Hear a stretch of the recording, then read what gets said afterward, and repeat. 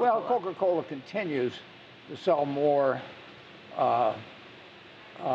drinks, wider portfolio than they used to have many years ago, more every year than the year before. But the growth rate in carbonated soft drinks 20 years ago was a lot greater than it is today. It's still very strong. I mean, I think they sell like 1.9 billion 8-ounce servings of some drink every day, and a lot of that's Coca Cola. So it's a very good business, but the growth rate has slowed down considerably from where it was, we'll say, 20 years ago. We know that the company just recently announced that it's stepping up the restructuring of its North American operations. It's trying to push ahead the move to get out of Coca Cola bottlers. Yeah. Is that the right move? Well, it's hard to tell. I mean, they bought up the bottling operations, I don't know, 5 or 6 years ago, with the idea of refranchising them later on. So, I mean, this is part of a plan. They drifted in 1899 for $1. They made a deal with 3 guys from Chattanooga. It was the dumbest deal ever made. They gave in perpetuity the rights in almost the entire United States to these guys for the bottling operation, and that led to all kinds of things over time. Then those fellows made sub-arrangements and all of that sort of thing. Working their way out of that, it started 40 or 50 years ago, and my friend Don Keogh had a big part of the job. And they, as he said, he loved and threatened and cajoled and pleaded, all these things to try and get this thing into a more logical arrangement. And they've been working on that for a long time, and this is part of a very long-term plan to have the most logical distribution system that fits today's retailing. I mean, there weren't Walmarts and those around 100 years ago. So you had local accounts entirely then. Now you have big national accounts, and it's a different world. But it's been expensive, been very expensive to reconfigure the distribution arrangement. What was the purchase of CCE, Coca-Cola Enterprises, was that the right move back in 2010?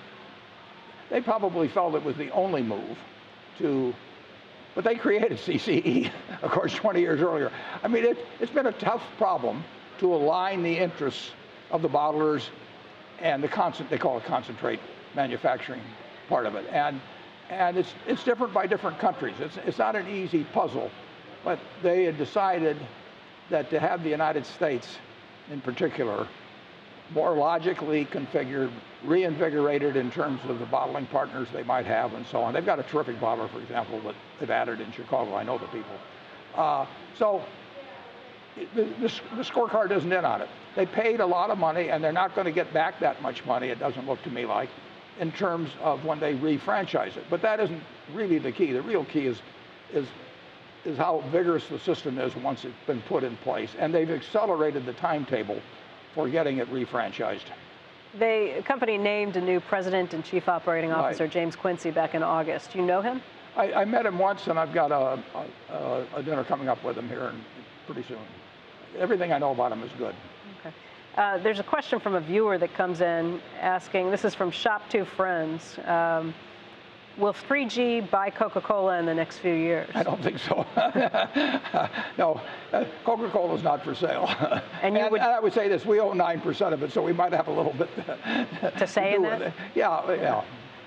Okay, let's turn our attention a little bit about American Express. This is another question from a viewer, Dave Carson, who writes in, how do you rationalize Berkshire's continued investment in American Express given its troubles?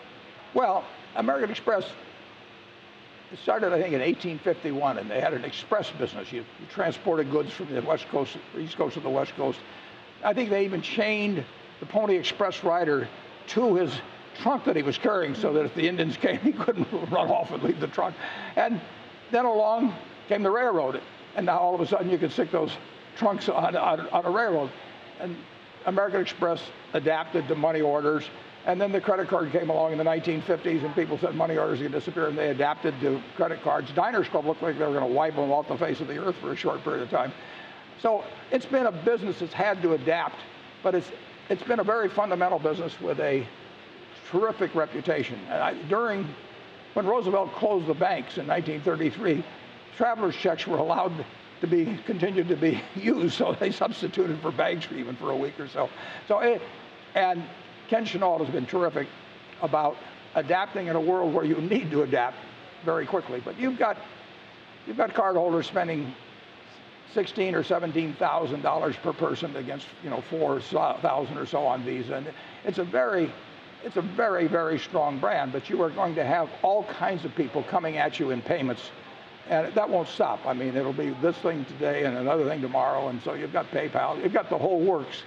I think American Express will do fine over time. The Costco breakup of the Costco arrangement was a big deal, but the proprietary cards stay as strong as ever and keep growing, and I like it fine, but there's no question it'll have an abundance of competition.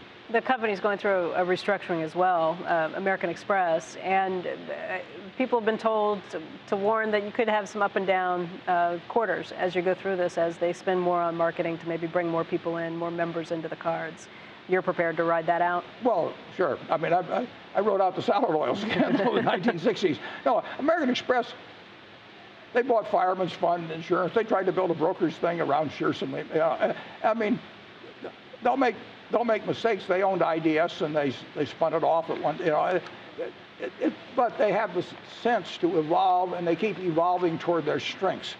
And I've got a card in my pocket that I got in 1964, and it serves my purposes very well. But it doesn't serve everybody's purposes, and they will keep adapting to that. They've come up with lots of new products.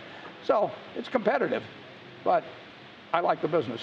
Of the big four investments, we have talked about already American Express, Coca Cola, IBM. We have not touched on Wells Fargo, and that's been one of the better. That's the biggest one, too. It's the biggest one, and it's the best performing stock if you're looking at those four over the last year or so.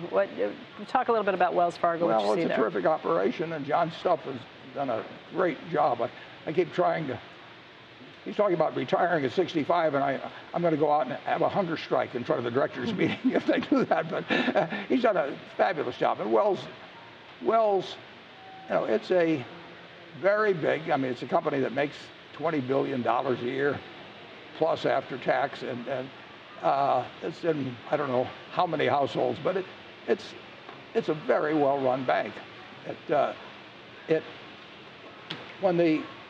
When the crisis hit, it took over what I think was then the fourth largest bank, Wachovia. The government didn't have to come up with a penny. I mean, stockholders bought some more stock, but Wells was there to take over Wachovia at a time when the world was falling apart, and it didn't have to go to the FDIC, it didn't have to go to the federal government. So they've done a terrific job. You also mentioned Bank of America in the annual letter. It's not one of your big four holdings, although you mentioned that if it was converted, it would be your fourth largest equity investment. Yeah. No, Bank of America, I mean, Brian Moynihan has done a great job. I mean, he inherited a bad hand. I mean, when you look at Countrywide, and when Merrill Lynch was acquired on that Sunday, for, I don't know, around $30 a share. If they'd waited a day or two, it'd probably been 30 cents a share. But so Ryan really took on a tough problem. He had all these mortgage problems inherited from the past, and he had the government mad at him, and he had a good bit of the populace mad at him.